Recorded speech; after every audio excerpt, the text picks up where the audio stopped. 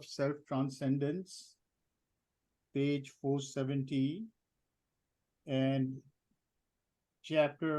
paragraph beginning above matter and life.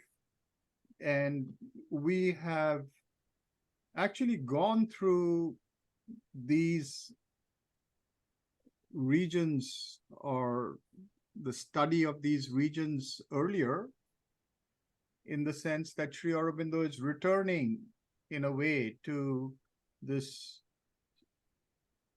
consideration of the ladder of self-transcendence. And he's returning to it specifically in terms of the problem of the bringing of the supermind into active life. So this is the problem that he has identified, and he has pointed to the fact that it's not easy. And even in the history of spirituality, it has not been easy, because either people have transcended and gone out of life, or people have, postponed a full realization to the afterlife, or people have come back with some partial realization into this life.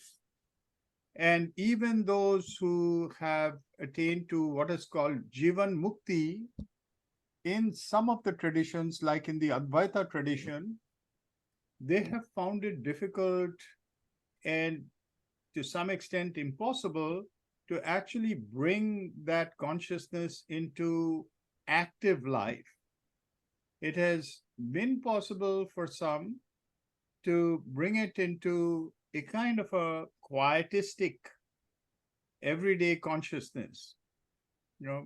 We hear of examples like that. One modern spiritual seeker, Paul Brunton, mentions that in his opinion and in his experience, he has come across two people who he is sure of lived constantly and continuously in a Brahmic state, in a state of the complete realization of the Brahman. And he names them as Sri Aurobindo and Raman Maharshi. But there is a difference. This is the very difference Sri Aurobindo is talking about in this chapter, that in a quietistic mode, a mode in which I am not involved in the creative flow of life, where I am an observer and I can reduce my impacts with the world to just the everyday activities of the quotidian self, it is still possible, though still difficult, to keep that consciousness in an active state. And that is what is usually called Jivan Mukti by the Advaitins.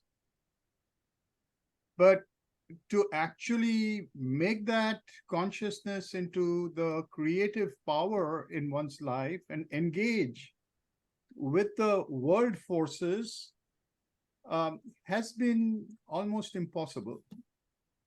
And he isn't speaking directly over here, but he is referring to something that Sri Ramakrishna has said about this very fact, which is that it is not possible, according to Ramakrishna, for normal people to rise to the level of supermind, which he called Vijnana, and bring its power into everyday life. One can come down and retain some aspect of that consciousness in one's everyday life, or one can stay there, so to say. But only very special souls, whom he calls Ishwar Koti, in other words, souls like avatars and others who follow a process which is different from the process of rebirth, followed by the beings who exist within the avidya. This entire esoteric theory is quite interesting, and Sri Aurobindo touches on it. Um, Other than those beings, we can't actually conserve that consciousness in everyday life, because there is a it's not only the limitation of the individual. The problem is that whatever we call cosmos has an ontology, and that ontology is maintained by a force of consciousness, a consciousness force. And that consciousness force has been called Maya. By Maya, all the schools do not mean illusion, but by Maya, going back to the Veda, is meant a creative force. So there is a creative force that is maintaining the conditions of the cosmos. And that creative force has got a certain kind of, I'd say, uh, action which is bounded. Within those bounds, it is not possible to go beyond and come back with the consciousness of something which is not part of that cosmic manifestation, unless one creates those conditions. And this is where Sri Aurobindo comes in, and he differs from Ramakrishna in saying that it is possible for us to create those conditions. And he actually attributes that in a way to the lineage of Ramakrishna, because he says Vivekananda is the one who showed him the way to create those conditions. And that's what this chapter is about. Essentially, what he's saying is that we are not static beings. We are beings that are given a certain kind of identity and existence in the world. But it is possible for us to re-identify ourselves, to even deconstitute ourselves and reconstitute ourselves. And hence, the idea of the ladder of self-transcendence becomes a project of understanding what it is that constitutes the cosmos in terms of its rungs of consciousness, what has been established and what has not been established, and to what extent can we climb up that rung, up the rungs of that ladder, and normalize that which has not yet been normalized. This is really the reason why he's going through this. And so some of it sounds repetitive in terms of other things that we've studied before, particularly his repetition of the sheaths of consciousness, koshas, as kind of cosmic sheaths that he's getting from the Taittiriya Upanishad. And these are the realm of matter, which we have just completed, then the realm of life, which we have also just completed, and then the realm of mind. So these are principles, according to Sri Aurobindo, that in his telling of it are not just eternal principles that are present in our existence, but evolutionary principles. They have, in the history of the earth, evolved from a state where we had lifeless matter to the emergence of the life principle in matter, and then the emergence of the mind principle in living matter. And that's where he is right now. And each of these principles has a plane of consciousness that is native to it. This need for positing a plane of consciousness is part of his evolutionary theory, where he's pointing to the fact that everything is involved in matter. But because matter is under the pressure of a big forgetting, it is itself a kind of feigned inconscience of the divine sleep. Therefore, within it stirs a certain kind of an aspiration to unfold, to release, the hidden powers that are latent in it. But this stirring, because of the forgetting, is nascent and latent. Debashish, your camera has kind of moved. I think we cannot see your face anymore. Okay. I don't know how it's. Yeah, there it is. Okay. Okay. It has, so because of its latency and inability to completely mobilize these latencies, its call, as it were, as an inner call, as a remembrance, as a memory within it. You know, we are thinking here of something like the Platonic memory, except that it's an immanent memory. It's not just a memory that we have of something that we fell from. It's a memory that's actually alive inside us. So the call from that memory connects with these original planes, and that's why he's talking about these as planes of consciousness that have their own native, existence, and either to which we can rise or which can descend into us and have descended into us to constitute us as mental living material beings. So that's where we stand right now. And we can start here unless there are any comments or questions at this point.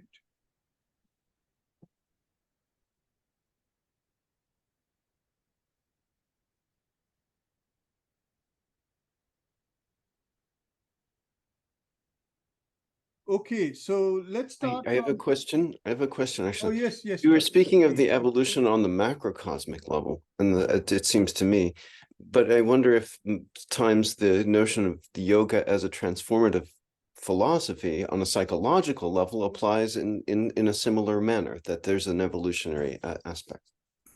Yeah, undoubtedly, I think that's the main point that he's trying to make. He's trying to make the fact that at the macrocosmic level, certain processes have already taken place. And this is the interesting part, because what he's pointing to is the fact that what is constituted and what we inherit as human beings already follows a certain process. And that process that nature has followed to normalize these and at the macrocosmic level can become a process that we conduct consciously at the microcosmic level, and thereby bring about for nature a process of transformation, which in itself, at this point, it has still not attempted. Remember, he's not saying that this is the only way by which it can be done. The same macrocosmic process, as he says, will inevitably bring to manifestation in the cosmos other powers that have not yet manifested. But as human beings, we have the power of accelerating that process in ourselves at the microcosmic level, with effects on the macrocosmic level as well. That is the point that's being made.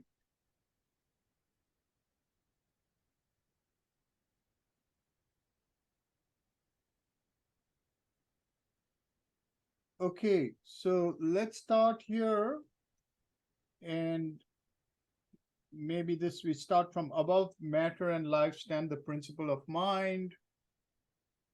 And maybe if Keka can start us off. Yeah, thank you. Above matter and life stands the principle of mind, nearer to the secret origin of things. The spirit poised in mind becomes the mental self of a mental world and dwells there in the reign of its own pure and luminous mental nature.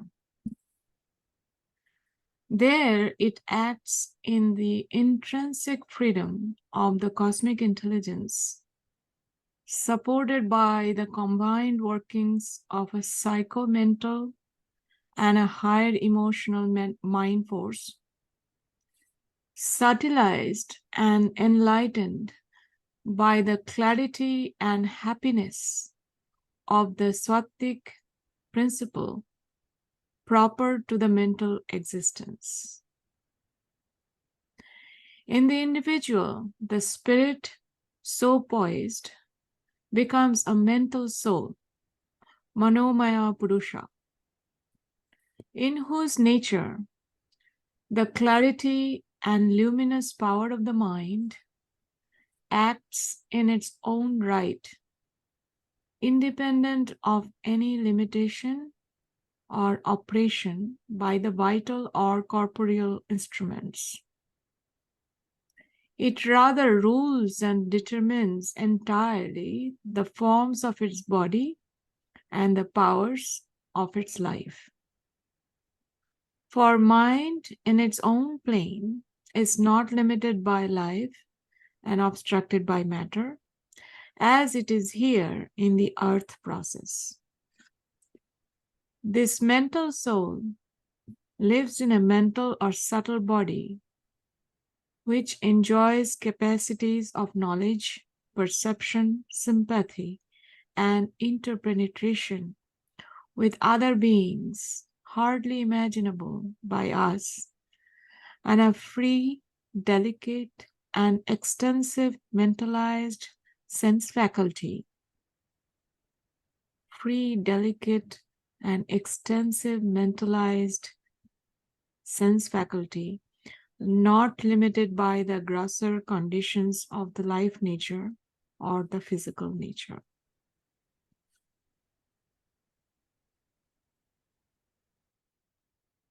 I think it might be nice if you read the next short paragraph as well.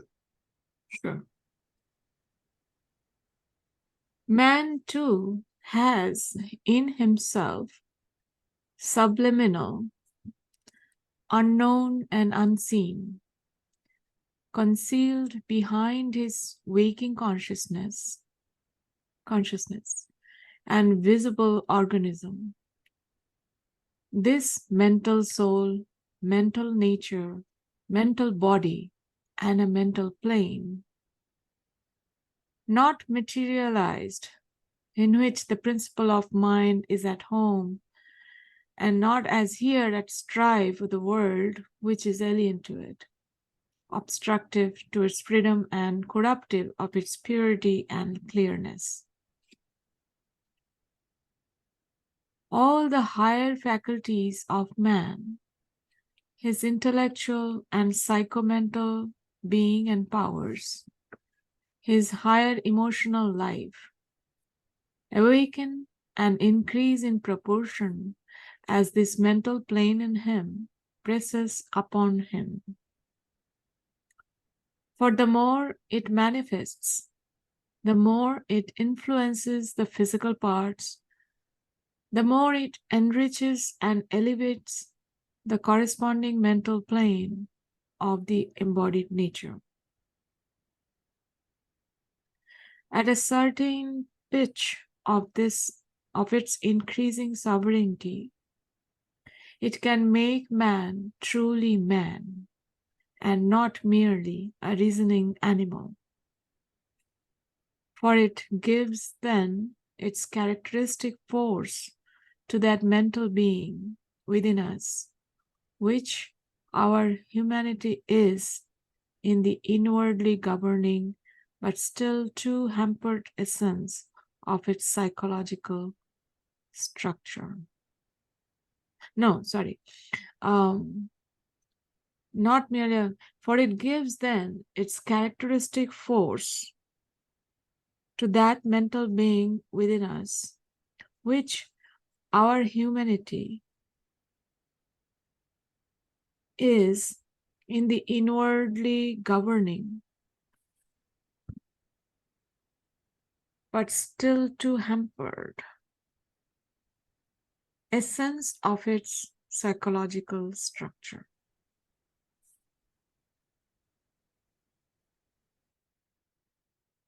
So Sri Aurobindo is pointing here to the mental being, and as he starts, he's talking about the mental being as a independent being. So above matter and life stand the principle of mind nearer to the secret origin of things. The spirit poised in mind becomes the mental self of a mental world. So this is how at every one of these levels, as it were, these are levels of the spirit. The spirit occupies or manifests in these levels by being the presence, actually the being of these planes. And then he goes to the human as a being who can rise to this plane. So here the question is, first he's talking about the individual as somebody who so first the spirit there it acts in the intrinsic freedom. And there's another important thing before coming to the individual, which is that he's talking about the qualities of gunas of nature. This idea of the gunas of nature, they come to us from Sankhya, and they have already been integrated by the Gita. Nature has three gunas or qualities. One of them is a inertial quality, something which wants to keep things as they are, actually in a state of rest. It's an inertia of rest. And then the other one is a active and dynamic quality. So the first inertia of rest is the characteristic quality of matter, which wishes to remain in a state of rest. Then you have the characteristic quality of the life principle, which is rajas, dynamism, which is actually blind, a blind dynamism, something which is constantly trying to do things, express its energies. Now, is there any secret motive to that doing? There probably is. And the mother points out how even those who don't know anything about what they do are following a long, tortuous, and zigzag path to the same goal. It's a blind path, but it's still pushed in a certain way, pushed towards a self-realization.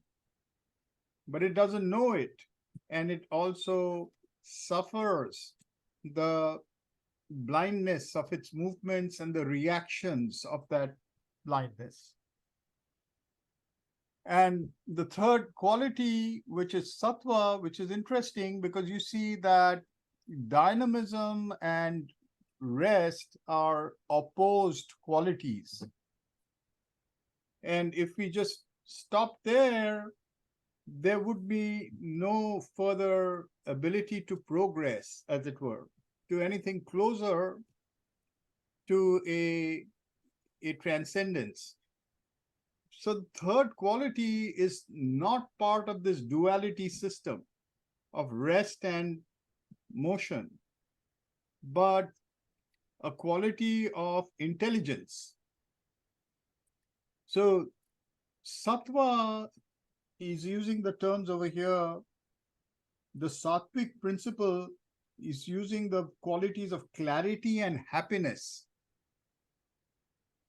By clarity is meant something that already has an intelligence to it, sees, has some amount of power to understand, a cognitive power.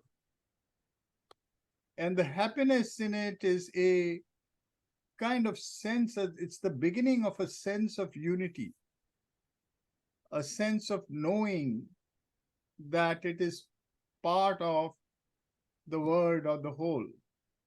See? So Sri Aurobindo is pointing to the emergence of this quality. The higher we rise in mind, and the individual becomes a mental soul, as he's saying. So we do have a mental Purusha, a Manomaya Purusha. But here he's talking the rest of that paragraph, he's talking about the mental soul coming to its own.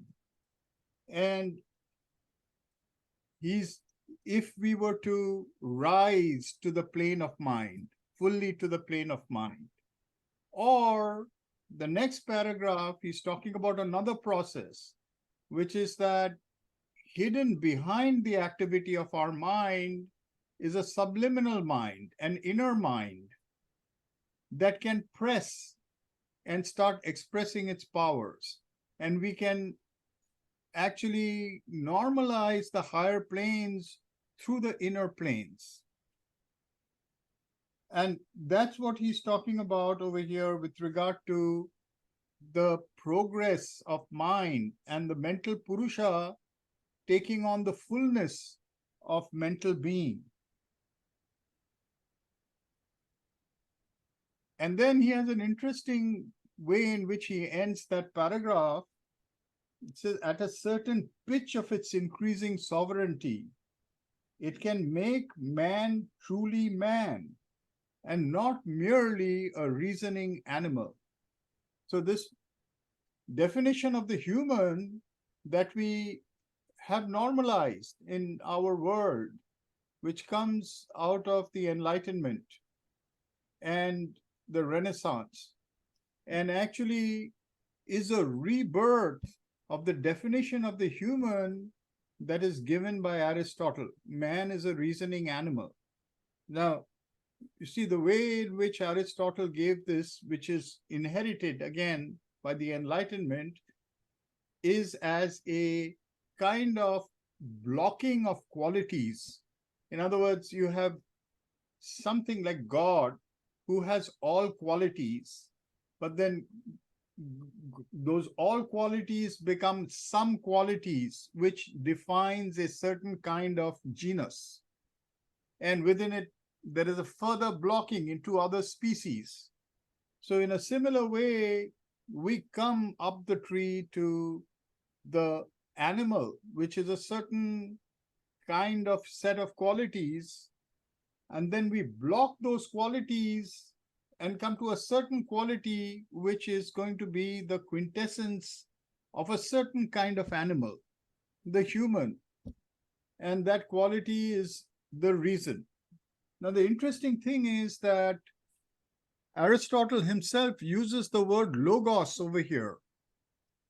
In his definition, you could say what he's saying is that the human is an animal with logos. Now, that has already been, by the Enlightenment, it has been equated with rationality. So, a rational animal. But Sri Aurobindo is pointing to the fullness of the logos as a property of the human, which is the true human. See, and this is also interesting because in other places, Sri Aurobindo will also inflect the notion of the human not in terms of the mind at all, but in terms of the psychic being. What makes us truly human is the fact that we have the psychic being. But this is an alternative, interesting idea about the human, the fullness of possessing the mental logos. And we see that, in the next paragraph, we will see he has a footnote. By this, what he's talking about is the mental Purusha of the overhead planes, what he's calling the overhead planes.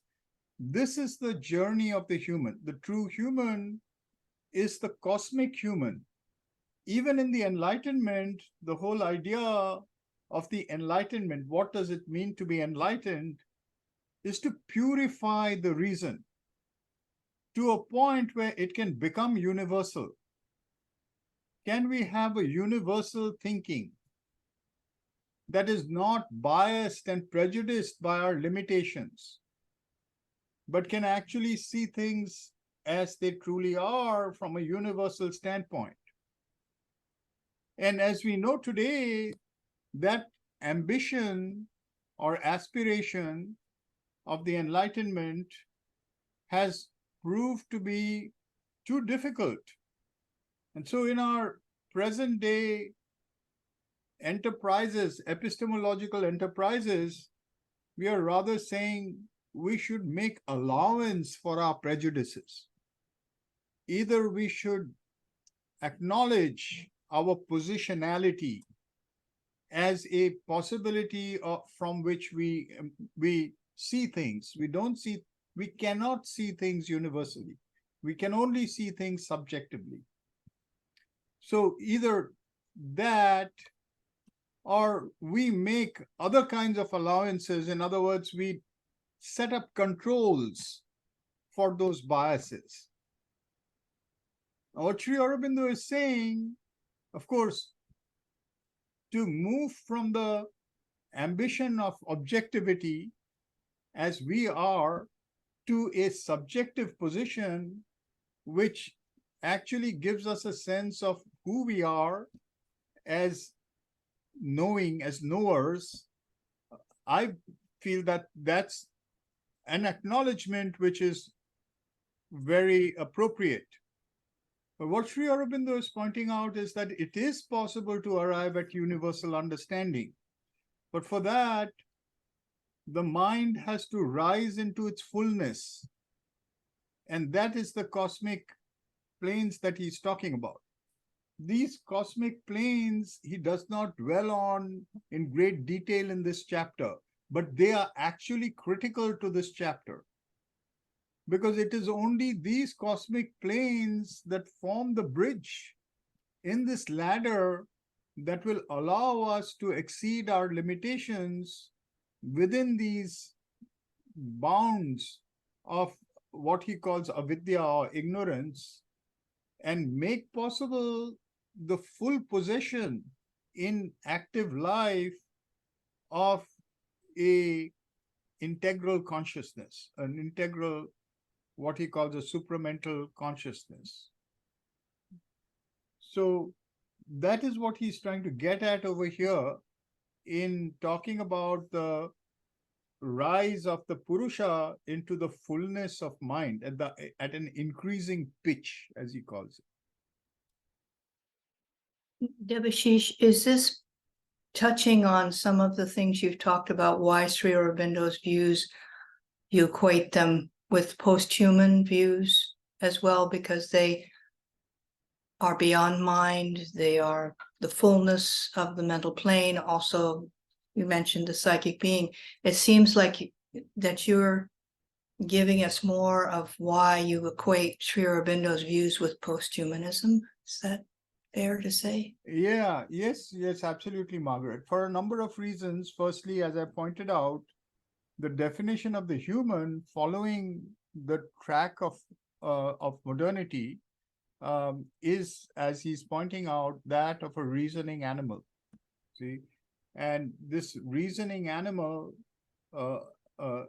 animal whose animality has been specialized through reason, is the human. I mean, that's what we take the human to be. So that, of course, has also already been challenged, but we still hold on to it.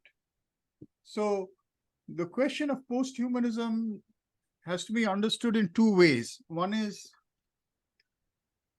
are we looking for another definition of the human? A definition that considers the definition of a reasoning animal to be historically bounded. In other words, it's just something that an arbitrary definition that belongs to the history of modernity. And we are now moving on. So that's why post-human, beyond the time of the human as a reasoning animal. But there is another way of understanding post-human, which is the Nietzschean understanding, which is that no definition of the human can really cubbyhole the human. See, the human cannot be conditioned and determined by the constitution which is given to the human, or even a constitution that the human has accepted as its identity. So Nietzsche puts it as man is a transitional being. And Sri Aurobindo has echoed that. But he's going one step further and saying what man will become, what the human can become, is really open to the human. And for that, the human needs to know the constitution and know how to change it. So this is the way in which the aspirations of the human, which are not realized in the Enlightenment by its definition, can be sought to be realized. See? And that would take us beyond our present understanding of the human.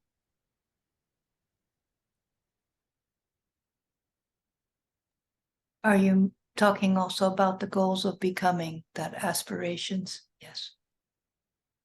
Yes, yes, indeed.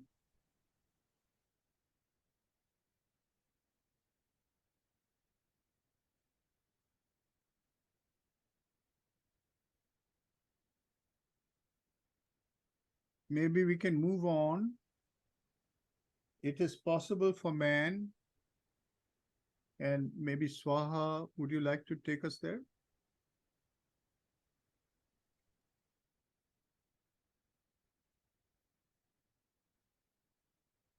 It is possible for man to awaken to this higher mental consciousness, to become this mental being, put on this mental nature, and live not only in the vital and physical sheaths, but in this mental body.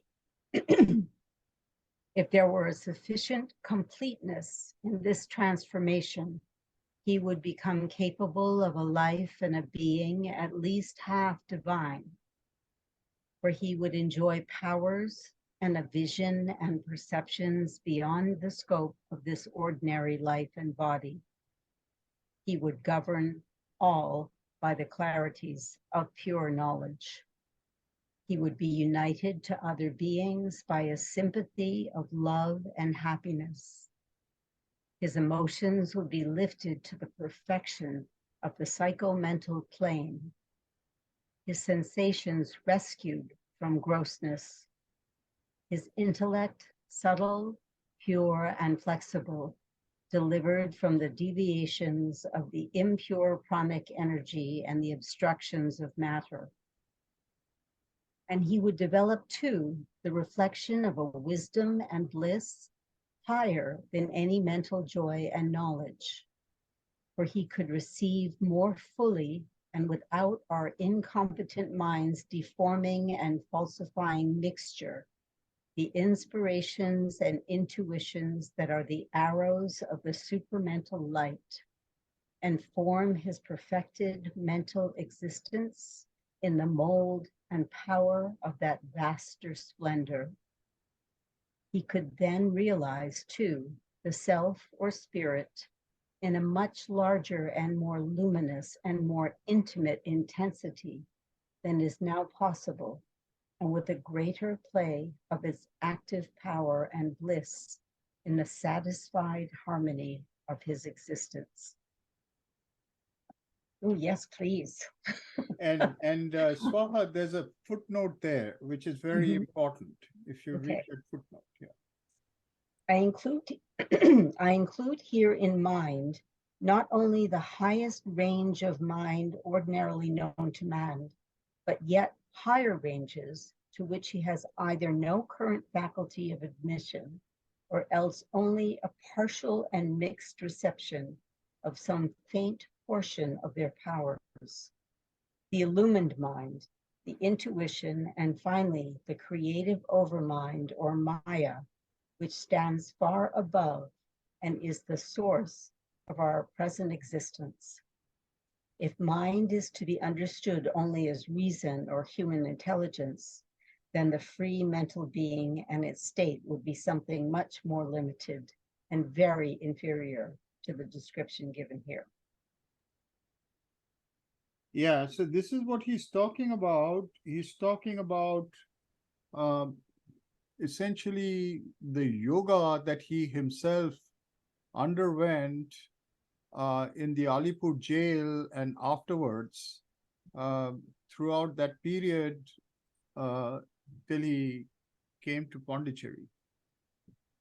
And this rising to these higher planes, as he points out, it's something that firstly gives us a cosmic consciousness, but also it starts transforming whatever we experience of the avidya into something that is receiving the supramental light. And you see that part where he's talking about, and he would develop to the reflection of a wisdom and bliss higher than any mental joy and knowledge, for he could receive more fully and without our incompetent minds deforming and falsifying mixture, the inspirations and intuitions that are the arrows of the supramental light, and from his perfected mental existence in the mold and power of that vaster splendor. See? So this is really the process that he touches on over here, that in a way he will point out is the key to building the bridge.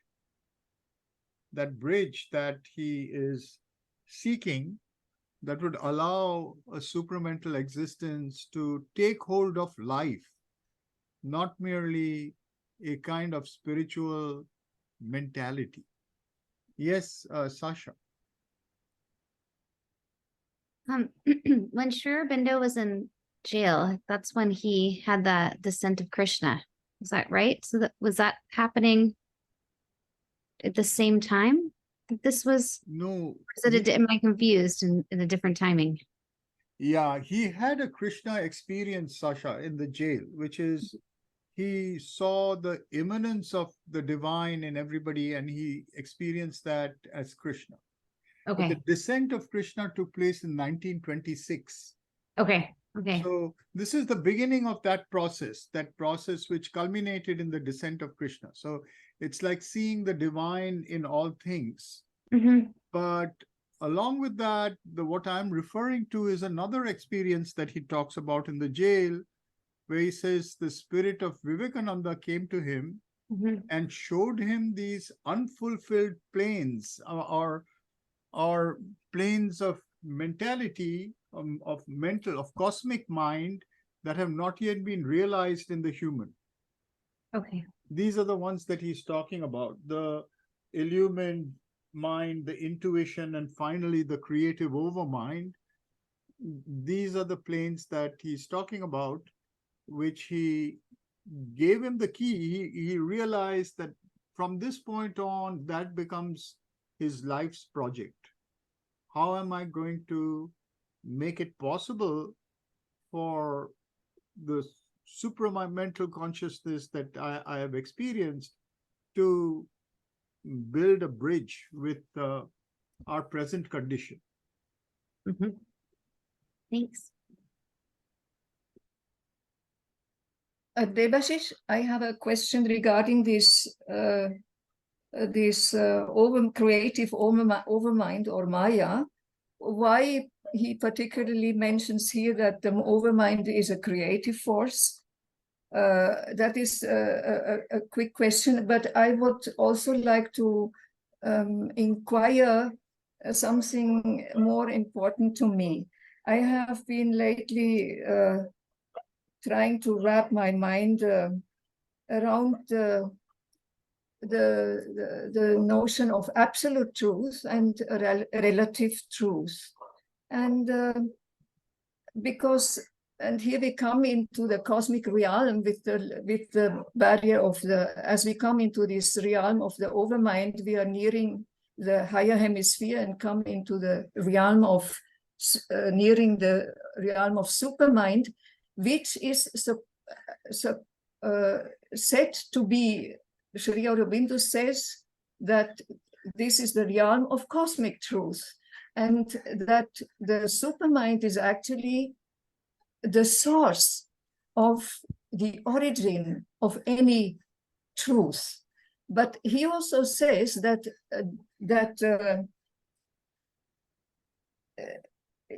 he said, I noted it down in order to formulate my question better with my poor English, because I noticed that truth is not a priori referred to when we speak about the highest rung of the transcendence, which is Satchidananda, although I'm convinced that truth must be part of Satchidananda. But Sat, so for example, Sat is more often translated as a pure being, pure existence, and reality, all with capitals, and not necessarily as truth, at least not in the first instance. Please correct if wrong. But when I was wondering why this is so, I saw that Sri Aurobindo talks about this cosmic truth of things as they are expressed in the universe. And he says, the divine truth is independent of the universe, above it, and originates it. But at the same time, Sri Aurobindo also states that the supramental is the source of all truth. Now, my question is, if the supermind is the source of truth, then is that the highest truth, the absolute truth? Because the supermind is a layer below Satchidananda. And my question is, does this truth which is created in the supermind, is it the highest truth, the absolute truth, or is it only does it already have the potential of a relativity in it and become in the course of evolution further down the relative truth and eventually the falsehood? Yeah, it's quite a complex question. Yeah, I know. So one thing to note is that this business of higher and lower is a kind of a linear topology, which is not followed above the avidya. So there is a whole passage in Life Divine where Sri Aurobindo is saying, when we use terms like Sat, Chit, and Ananda, it is not that Sat is above Chit and Ananda, or Chit is above Sat and Ananda. He's saying you can take your stand on any one of them and make the others subsidiary to it. Yeah. They are all on the same plane. It's sure. Using something like, Gilles Deleuze's terminology, a rhizomatic plane. All of them are flat. They're all on the same plane. But in our creation, we see it in a certain, just like he's saying, you can take your stand on some particular plane and look at the others in a certain way. Sri Aurobindo is saying, for our creation, we take our stand on supermind and see everything else as subsidiary to supermind. Sat is not superior to supermind. Sat is a plane of existence. So for Advaitins, Sat is superior to supermind. Right. Yeah. You see? But for the plane of the cosmos itself, supermind is the superior plane.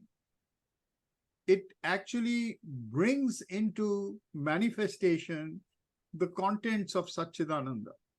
Yes, because it is turned to the universe. Right. So now it is absolute. The simple answer to your last question is it is absolute. It can never be relative. Aha. Yes. Okay. Oh, it cannot. Relativity belongs to the overmind. But is there not a hidden potential for relativity in truth, or is there a difference between truth, absolute truth, and relative truth? And where do you put the absolute truth in Satchidananda? Can it Not in be, such that. does it, So- it does not emerge from there, it seems it emerged from the layer beneath in Yeah. Supermind. So you see, supermind is called the truth consciousness.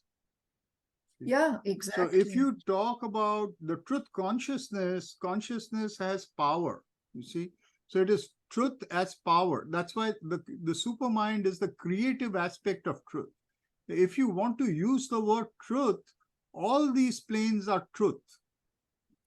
And they're not above each other or below each other or anything like that. This is the realm of truth. You use the word realm. That's why in the Veda, there is only one word used for this entire realm. It is Aditi, the undivided one. That is the realm of truth. Aha, okay. Now, within that realm of truth, you can actually identify certain functions. And then depending on which function you take your stand in is the nature of the cosmos that is produced.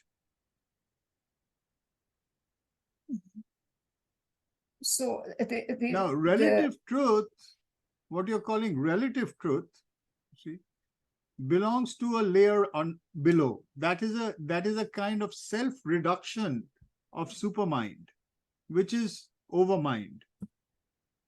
okay, The relative truth is the domain of overmind. While okay. and why is it there? It's there for the sake of evolution, because there is a truth to avidya. That's what the Isha Upanishad is talking about. The truth of avidya, the truth of relative truth. See, Right, yeah. yeah, Mhm. which we must know, otherwise we will be wiped out in some truth that has no ability to manifest. Yeah, right, because the supermind is the creative aspect of truth.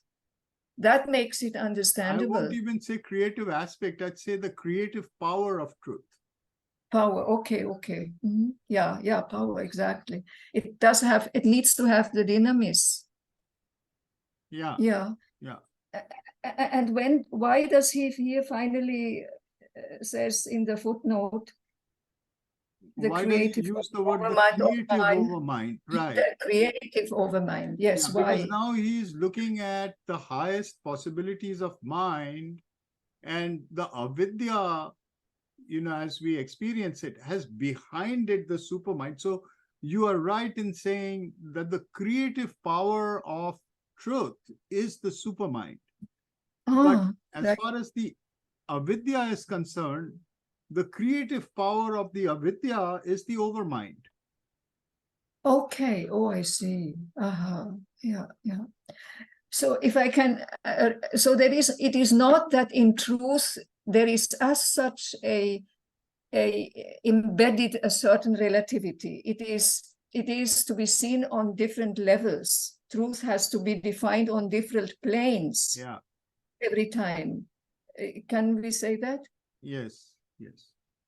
Truth is always absolute, Yes. in other words. Yes. Is that right? Okay. Thank you very much.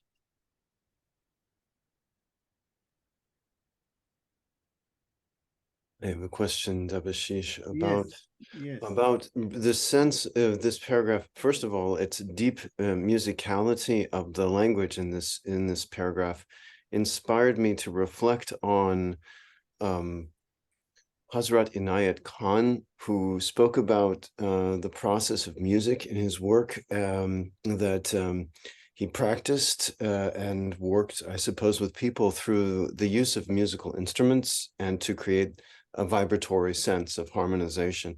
But I do sense, of course, this is an intellectual harmonization in the very reading of the synthesis of yoga and its interpretation. And I wanted to, he says that he gave up the practice of the Veena as a particular instrument because he knew that it was harmonization of the souls of those he was around.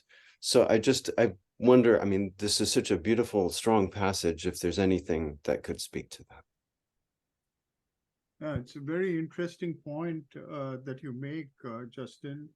And, I mean, it's interesting that we were talking just today with another faculty member from CIIS about music and the Indian tradition. And if we go back to the Vedas and Upanishads and the importance that's given to the word, as the source of both of the experience of truth as well as of harmony. When we are talking about harmony, the coming together of song, Sangita.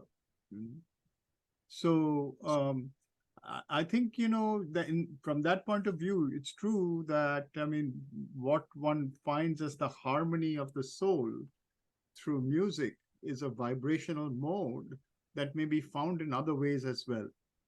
And I think here you're right to pick up the vibratory power that passages like this lift us, uplift us, and we can sense that harmony and musicality that is present in the word, of Sri Aurobindo's writing, particularly of passages of this kind. Thank you for drawing attention to this.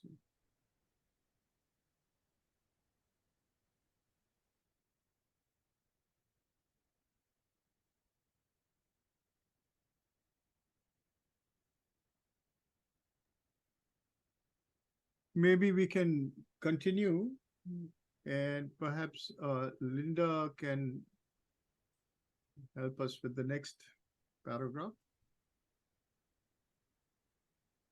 Once she, yeah. Okay, let me find it here. Here we go. So we are, and to our ordinary notions. Is that where we are? Yes.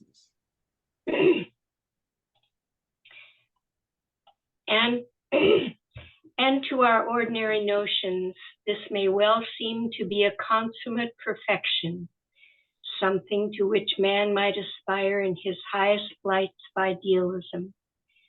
No doubt it would be a sufficient perfection for the pure mental being in its own character, but it would still fall far below the greater possibilities of the spiritual nature.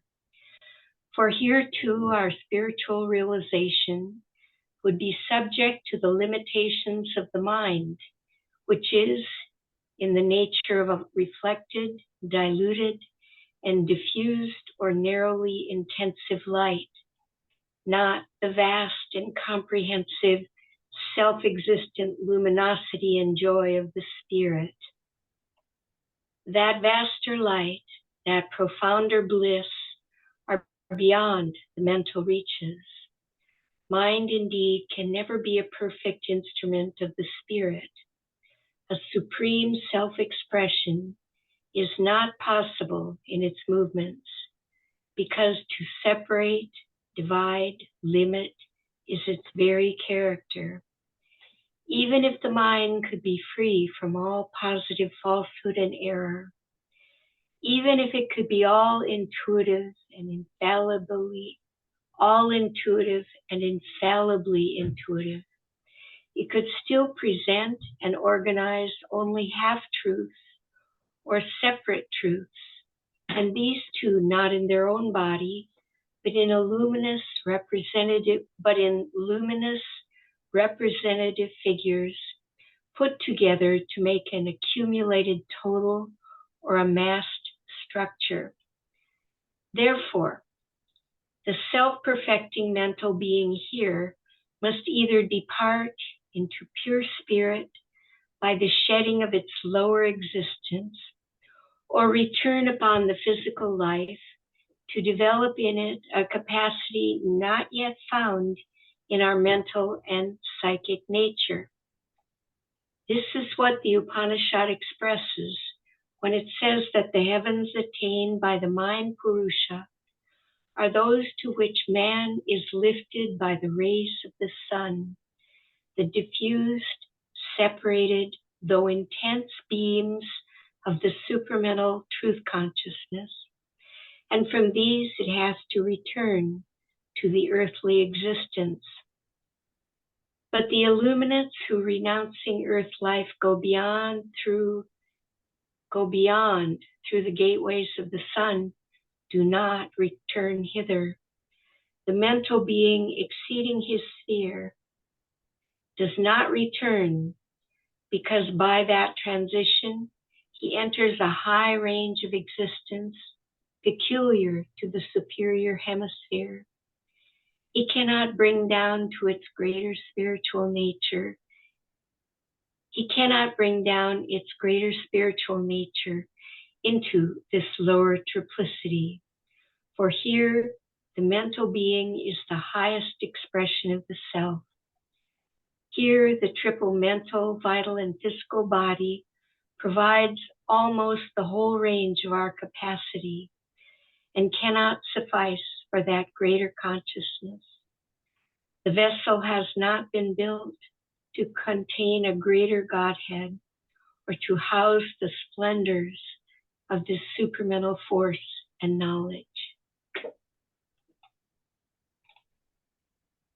So this is the crux of the matter, as Sri Aurobindo points out, that one can reach a very high spiritual consciousness when one rises to the heights of the overmind, the heights of the mind.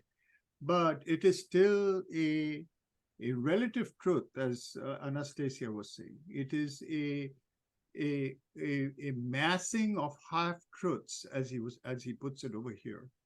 And that's because it is the mind consciousness, even at its peak, it makes these distinctions, classifications, and structures which are representative. In other words, it sees truth in certain forms and their relations and projects them as truths into the cosmos. And this is this massing that he's talking about. It's really, this is what we see all around us, the fact that great religions can be made and great systems can be made, great sciences can be made, each one of which gives us a certain glimpse into truth. But at the same time, each one of them is its own system. There seems to be a certain kind of representative lid through which truth is inflected. And it is this kind of massing, as he's pointing to, of representations that constitutes what the Isha Upanishad calls the golden lid that separates truth from ignorance. The golden lid of the overmind. And Sri Aurobindo is pointing out that, yes, this is still a very high, it's like we see the one being through many prisms, as it were. And we can even multiply the prisms if we select different perspectives with which to experience the one. And yet it is not the one self-perception of itself. And it leads us to one of the ways in which Sri Aurobindo formulated his project. He said, I'm interested in God's experience of himself, not of human experiences of God. This is really a flip over from the relative to the absolute. And we also see over here that, you know, the notion of the multiplicity of approaches that we can experience in our age, particularly in our times, modern times, that are times that of the coexistence, plane of coexistence of all times and all places, all spaces. They're all coexisting. This is the condition of late modernity, which actually exacerbates this problem that he's talking about. That and also I'd like to draw your attention to the parable of Ramakrishna that I've spoken about sometimes with relative to this point that he's making. This is the parable of the chameleon. See? And this parable is that a man saw a chameleon on a tree. It was a blue chameleon. He went home and he told the people at home that he'd seen this animal on the tree and it was blue. And his friend said he'd also seen the animal, but it was green. So they fought over it. And finally they went to the tree and they saw it was brown. And then they found a person who came and sat down under the tree. And that person said that, why are you fighting over this animal? I live under the tree. I've seen it. It can change its color and it can be whatever color it wants. Now, this whatever color it wants, there is a difference between whatever color it wants and any finite number of colors that we might describe. The chameleon can be seen by us at different times as having different colors. And if we see it, for example, over 5 years and make a catalog of all the colors in which it is seen, we still don't describe it. And this is the problem of the overmind. The overmind experiences truth in many representations, and we can add them all up, and still we don't get to the truth. They are luminous figures through which the truth shines. At the same time, they remain figures, and all the figures added up do not constitute the infinity of the plane in which the one can manifest itself as the infinite realities of the cosmos. And the crux of the matter is that we are that infinity. We are that radical infinity. This is the point. It is not that if we all decide that we'll be the 250 names of God bound up into 250 religions, that the project of the cosmos is solved. It is when radical infinity recognizes the one to be radically infinite that it is solved, because each one has to know the principle, not the colors, but the principle of color itself as the truth of reality. That's the point that he's making about the reason why the overmind is not enough. And even if it is a high and great achievement, we can't stop because we are seeded with the will to truth. We cannot stop because it's not the higher and even higher that satisfies us. What Sri Aurobindo has called the divine discontent remains until we solve that with which we have come. And that overpasses the boundaries of representations, however many and however great they may be.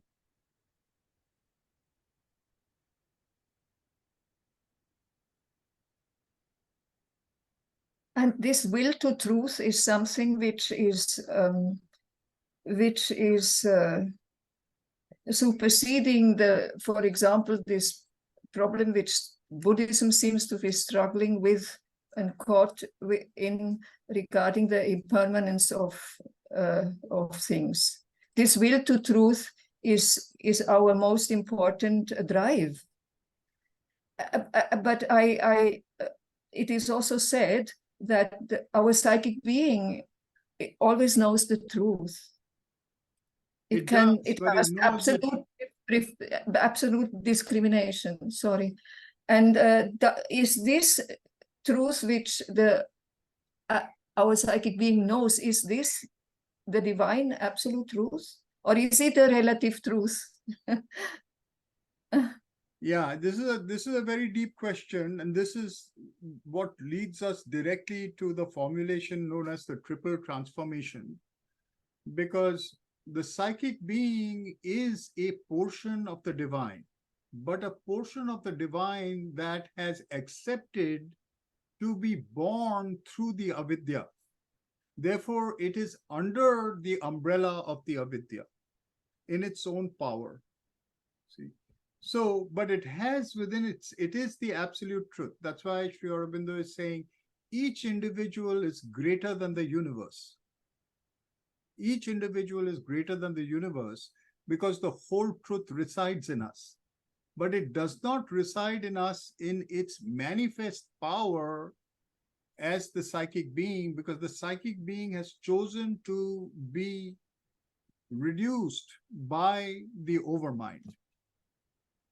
This is, we come back to what I was saying. Your question brings us back to what Ramakrishna was saying about who are the people who can remain fully present in a supramental consciousness here after experiencing it. And as he's pointing out what we just heard, as Sri Aurobindo is pointing out, it is not easy and it does not happen. As he says over here, the mental being exceeding his sphere does not return, because by that transition he enters a high range of existence peculiar to the superior hemisphere. He cannot bring down its greater spiritual nature into this lower triplicity, for here the mental being is the highest expression of the self. This is a difference in kind that has not been prepared. It's the preparation of this zone that is what yoga is all about, or what the integral yoga is all about. And this is what Sri Aurobindo points to one hymn in the Rig Veda, where Indra and Agastya are conversing with each other. Indra is the lord of the overmind. Sri Aurobindo is saying that we have to realize the overmind. We cannot pass to the supermind without realizing the overmind. But we cannot stop at the overmind, because the overmind is a difference in kind, but a preparation for this higher state of consciousness. Right. So the psychic being, coming back to the psychic being and what I was saying about Ramakrishna, this idea comes in a variety of places in the Indian tradition. It comes in the Hari Vamsa, for example, when the birth of Krishna is to take place. So the idea is that souls, like our souls, the Antaratman, the soul of a normal human, is born through the process of ignorance. By that is meant, in an occult way, our souls are passing through this cosmic womb that is constrained by matter, life, and mind. So the psychic being is within that zone. It has the potential of going beyond that zone, but it has taken on the qualities of that zone. The psychic being in the human has a psychic materiality, a psychic vitality, and a psychic mentality that is related to these three planes, this lower triplicity, as he calls it. It does not have a psychic supramentality. So what it needs to do is first realize its full potential by uniting with the overmental cosmic being. That is the first step. The step of psychic transformation ends with the psychic realization of its identity with the cosmic being, and the transformation of the nature in the consciousness of the cosmic being. That's the spiritual transformation. And then it has to rise up and overpass the limitations of the cosmic mentality and know its own truth as a cosmic, as a psychic supramentality, a psychic Yeah. supramentality. That then is the condition for what Sri Aurobindo is calling the telos of the human. We are seeded with that achievement, so to say. So the psychic being has the potential, the will to the divine truth, to the absolute truth in it.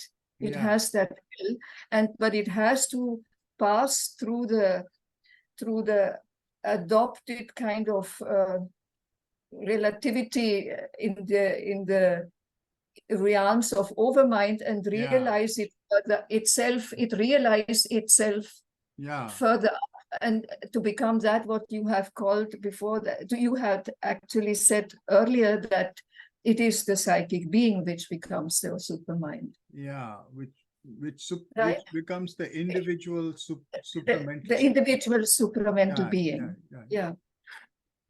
Thank you.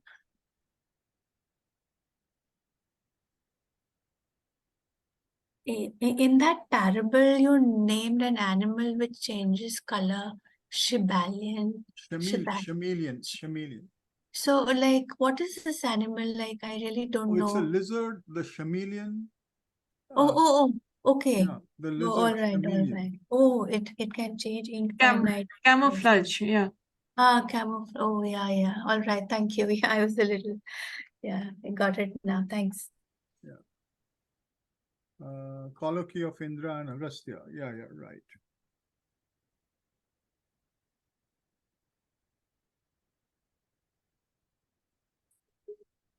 Right.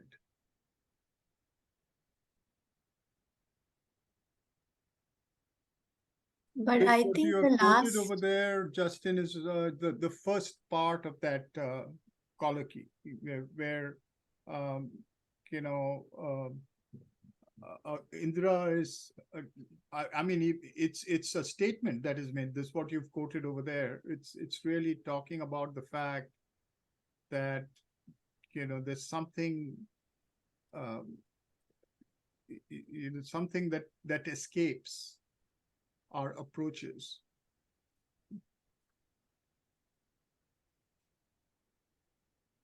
And then it goes on to talk of, it goes on to talk in the voice of Indra, who is saying to Agastya, all this while I thought you were my friend. Well, actually, it's Agastya who says to Indra, all this time I thought you were my friend. Why are you preventing my rise with your arrows? And Indra says, I thought you were my friend too. Why are you trying to overstep me and not take me along with you? See, this is the whole thing about the overmind needs to be taken to the supermind.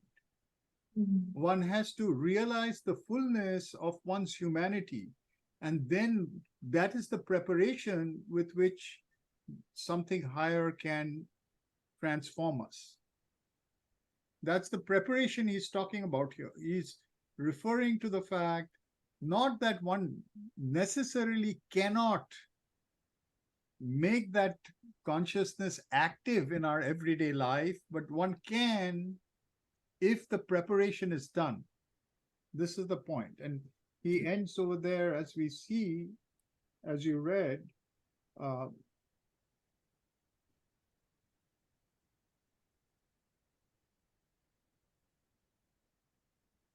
says here the triple mental, vital, and physical body provides almost the whole range of our capacity and cannot suffice for that greater consciousness. The vessel has not been built to contain a greater Godhead or to house the splendors of this supramental force and knowledge. So Indra is sitting there as a kind of guard of making sure it's like, exam of the final exam that makes sure that you got it right before giving you the degree. So yeah, exactly.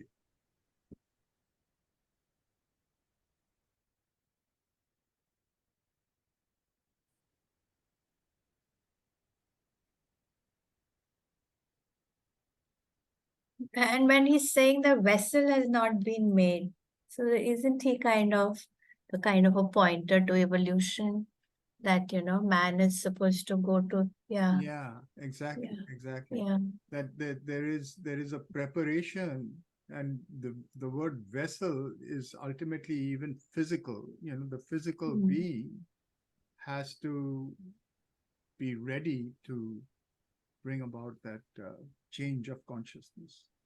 Yeah, one more thing comes to my mind, that the universalization of psychic, that is like a necessary part of this triple transformation, Exactly. that kind of gets skipped, right? Like you never get to do that. Or Yes, is that exactly. okay? Yeah, universalization of the psychic. Now, that can be approached in a number of ways, but exactly that's what it is. The full universalization of the psychic ultimately is also the identification with the overmind. It can start off by actually, in a lateral way, expanding its capacity. Because the thing about the psychic is the divine element in us, but it is also the unique element in each of us. By being the unique element in each of us, it recognizes others as itself in essence, but different in manifestation. And so it has the capacity of enlarging itself in contact with others, but it has to make the creative effort to do so. And that is exactly, that goes to the whole issue of true and false subjectivity. The true subjectivity is bringing the soul to the front so as to see itself everywhere and enlarge its own capacity by exercising that seeing.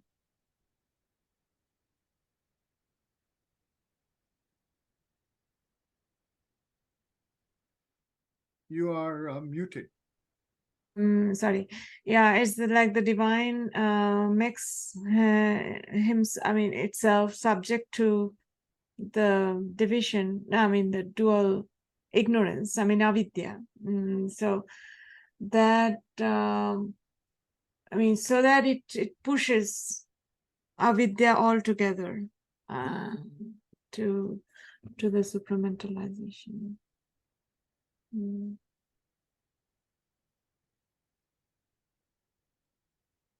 Yeah.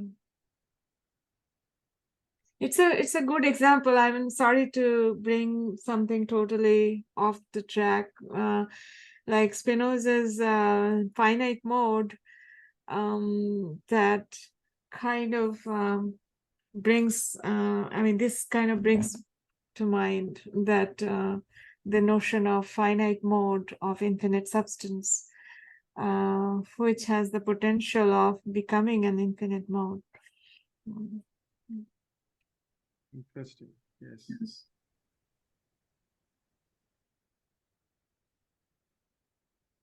Yes, Linda. Yeah, so Debashish, so true subjectivity is when we bring the soul to the front to see itself everywhere, expanding its own capability by that seeing. False subjectivity would be seeing its uniqueness and thinking that everybody else should be that same uniqueness. Is that what false subjectivity is? Yeah, that would be part of it, but also it would be like, universalizing its own uniqueness. So, for example, I can see that maybe somebody else is not the same as me, but what is the solution? Either that's the whole thing about the activity of the ego when confronted with otherness. You either want to convert the other to yourself, right? You convert, right? Or you want to eliminate the other, or you want to subordinate the other. These are the three positions of false subjectivity. You create an empire, you move towards the creation of an empire in your name and subjugating everybody. Those who don't accept that subjugation, you kill them or destroy them. And those who do, you convert them to other versions of yourself.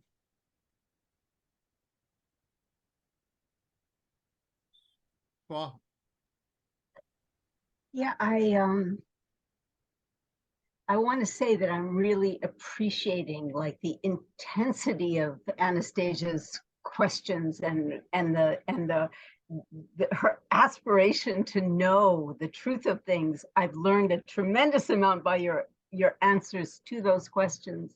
And I was just thinking, in this realm, it's exactly the small ego that gets in the way, because it seems that the aspiration to know the totality of oneself should be the same as that, you know, rather than the subjugation or the elimination. It's like, oh, bring it, you know, that's more of me. I want to understand that. And Yes. that seems like that should be the impulse that we have, rather than get out of the way or be like me or whatever. Yes, exactly. Yeah. And Mm. you know, to tell you the truth, that chapter, True and False Subjectivism in the Human Cycle, I believe that's the key chapter behind the entire idea of Auroville. you Yeah. know, where which as a center for human unity, which is really a place for the praxis of the universality of the psychic being. That's why it exactly that it affords the praxis of true subjectivity. I always loved meeting with people in circle, because you really had the sense that, you know, there's 360 degrees to a circle, and every point is a different part of the whole. And I actually really love when people are different than me. Yeah, and at the same I mean, I time, think I'm fine, but I no, love no, it when they bring, you know, yeah, something. It's like, wow, I yeah, never would have seen that like that. You know, I really love it. yeah. And at the same time, what Sri Aurobindo is pointing to is to keep your focus on the fact that there's a profound oneness, that there's a profound identity Yes. beyond all our differences that we have to keep ourselves open to, which is the truth of the subjective. So I again I'm having this thought waves. So there is a contradiction, right? Like in our ignorant ego centric, I mean, you know, egocentric life, where we cannot identify with others, we cannot understand others or know others. At the same time, we cannot deny their appearance. Like we have to, because we are subject to this whole a priori epistemology, where we have to see others. Like, you know, we cannot say, oh, there is nobody else. So this contradiction, kind of, if we think of a 6-month-old child, and when they go in the stroller and they face another being, that sense of wonder, oh, you know, oh, how come that also exists, you know, that also has hands and legs and things like that. So what Swaha was saying, like, you know, the holding hands together, and that kind of innocent acceptance of through other different parts of the being, as opposed to just mentally centralizing yourself in the ego, that kind of slowly can curve us around that contradiction that was created for us. Right. Absolutely, absolutely. This is why this is an alternative epistemology, because our normal epistemology is to consider each of ourselves as completely different from each other. You see? And, you know, I mean, whether at the individual level or and modernity exacerbates that, because it really makes us into individuals. And if we follow that individuality in a rational way, then we have to take ourselves as totally separated individuals. And if we take it to the collective, that's where the nation state comes in to tell us that we are a collective. We are, you're not alone. You are of this nation. You belong to this collective. And then you find that even within that, there may be breaks, or that is pitted against some other nations, because this mental identity operates through a sense of the excluded middle. If I'm true, somebody else is, I have to either make them myself, or I have to get rid of them, or I have to subordinate them. So as against that, if we are trapped into that understanding as our normal understanding, we only can tolerate each other at best. At best, we take each other as separate and say that there's some human feeling with which we tolerate each other. But here, what we are being told is that there is a much profounder state of oneness that we can experience through, you're talking about psychic wonder, psychic identity. And if we take that as the ground of our relations, we can actually really arrive at a inner experience of psychic universality. And that was also what I found the wonderful thing about the Oroville experiment, is because there was all this diversity, and you had to go beyond mind a lot, because people weren't even, not everybody was particularly conversant in English, so you already had to drop it and connect on other levels. But it's like everybody was drawn there for some reason. And that was, some of the reasons weren't fabulous, but for the most part, the people that were there for the true thing, for the dream, there was a way to connect to that, which I think it was a very unique environment in my experience to practice a lot of what we're talking about on some level, not ultimate, but it was, I hope it gets back to being itself because it was fabulous.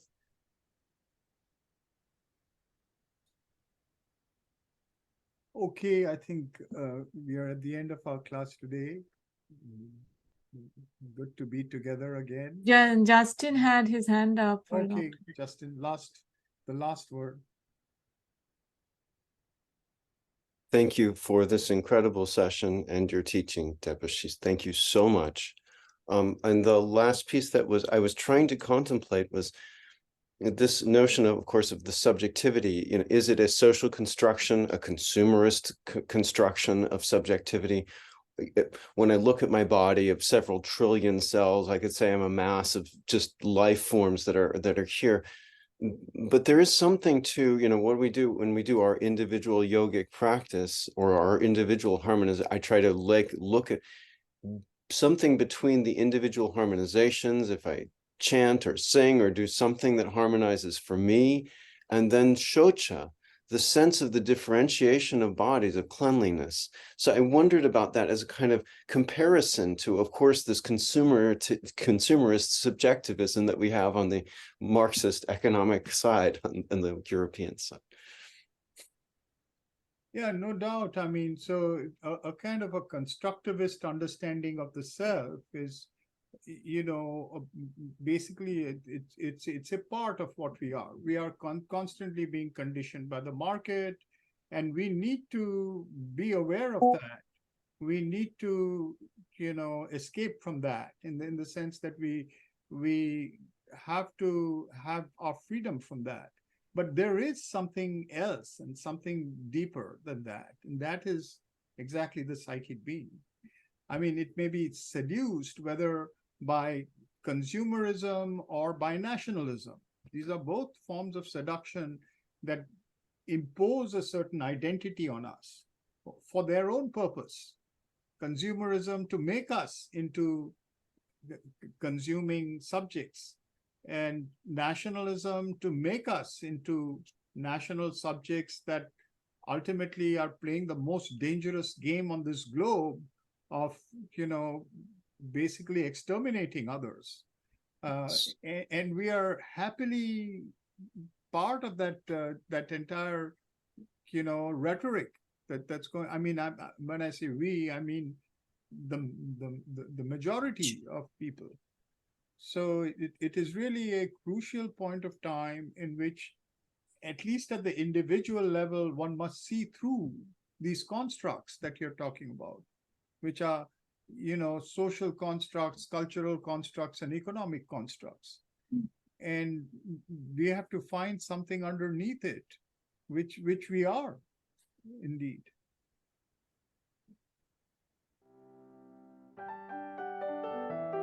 Thank you, Debashish. Thank you, all. Debashish. Thank Thank you, Debashish. Thanks, everybody. Thanks, everybody. Sasha. Supporting our exploration of our deeper truths. And great to be together. Yes. Thank you, Debashish.